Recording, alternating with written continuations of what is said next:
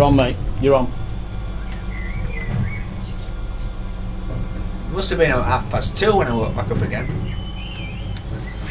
Again, busting for a piss. I noticed there'd been a bit of mail, so I pulled it all out. The mail, that is, not my other personal doings. I took it into the kitchen like a lion in its lair. There's better light in the kitchen. For some reason, most of my place is in semi-darkness, like today, as you can see. People must think I'm some sort of part-time vampire. I think it's these energy-saving bulbs. These flaky bulbs are like a bloody half-arsed relationship. You only get so much, you don't get the real stuff. You only get meagre light, not 100%. Nothing worse than watered-down light, I say. Anyway, I'm slashing open these letters and parcels and seeing what I've got to excite me today. And one was to thank me for a year of supply teaching, which I had never actually embarked upon. The other was another slightly damaged copy of Joyce's tumultuous masterpiece Ulysses, after my complaint about the first one, they sent me in a half-chewed copy. Then there were some flower seeds. I'd bought them online, which included no instructions whatsoever on how to plant them, or when to plant them, what to do with them. Thank you for nothing. And then there's the red card, obviously, saying that when we came, you were out and you can pick your parcel up after 24 hours at the main sorting office in town. Again, thank you for not knocking louder. Tell you, some postmen, or women, can be awkward cunts. Anyway, I placed 2 tea bags in a cup, put the kettle on, and went to the John. The cat sat outside the door with a peculiar look on her face. Last night she'd been sick again, right outside my bedroom door. When she's sick these days, it's not runny or loose material. No, it's almost like a brown tampax with string hanging from it. Usually about 2 inches long by ½ an inch thick. I figured that the stringy bits were that wrong kind of grass she'd been eating. Anyway, I cleaned it up and threw it down the toilet rapidly and disinfected the area like an Agent Orange attack. When I don't close the door, the cat goes in there, and for some bloody reason, unknown to me, she likes to drink the water and put my toothbrush in. I don't have to tell you why this is so vile and utterly disgusting. It's a big no-no. I took some vitamins, and by the time I'd put the milk in my tea, I realised it had gone cold. I don't mind cold tea. Most of my family won't let me make a cup of tea for them because they know it'll be cold by the time they get it. When they complain and tell me I'm weird, I just say, yes, but James Bond has it iced. Like a lolly made of cold tea. Can you imagine that? A lolly made of cold tea. Never thought about that before. That's a good idea. I noticed there was a box of 6 eggs I'd purchased locally a few days ago. I noticed them because they'd reached a sell-by date and there's a big red sticker on with a reduced price. I like reduced priced eggs. I like reduced priced anything, really. It also had written on biro across the box, 1 egg missing. 1 egg missing.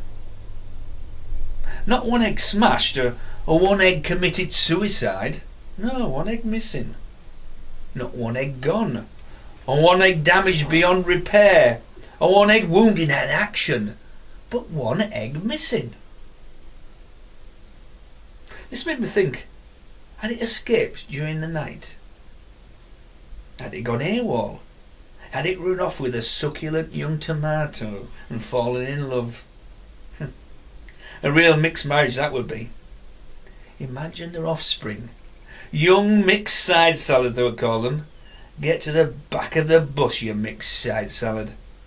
They would be ostracised at school. Call names like, you should have been grated at birth, or how can you dice that? You know, ooh, look at these horrible sandwich fillers here.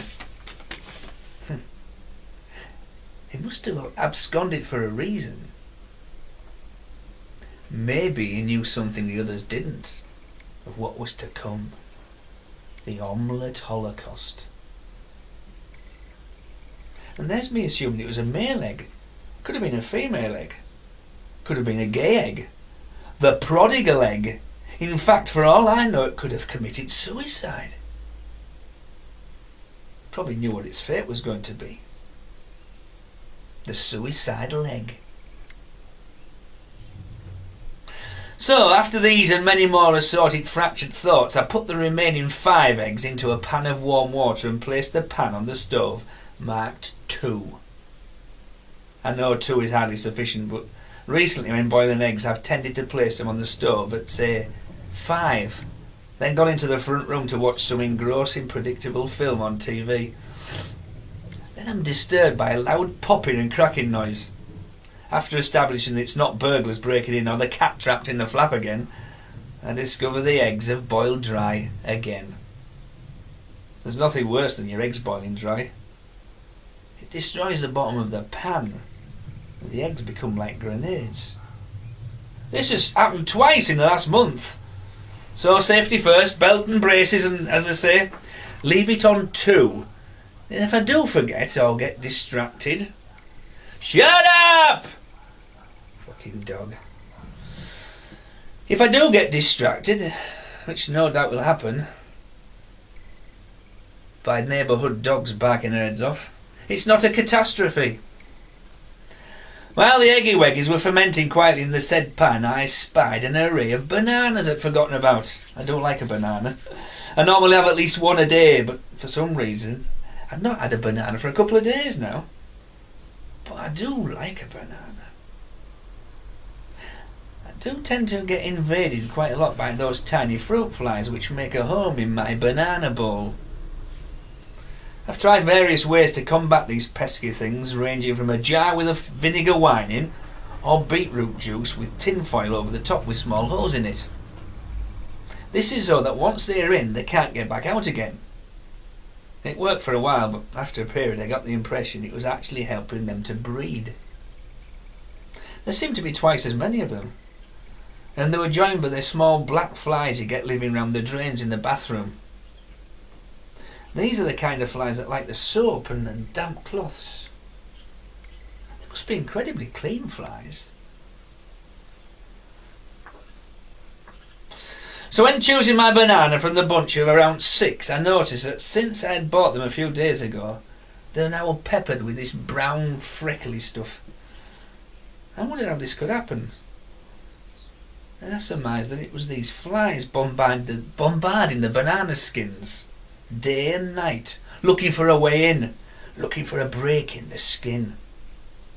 And because of this relentless aerial bombardment, it tends to leave small brown specks on the surface of the banana's complexion. Some of these kamikaze flies must be battered and severely bruised after such missions and sorties.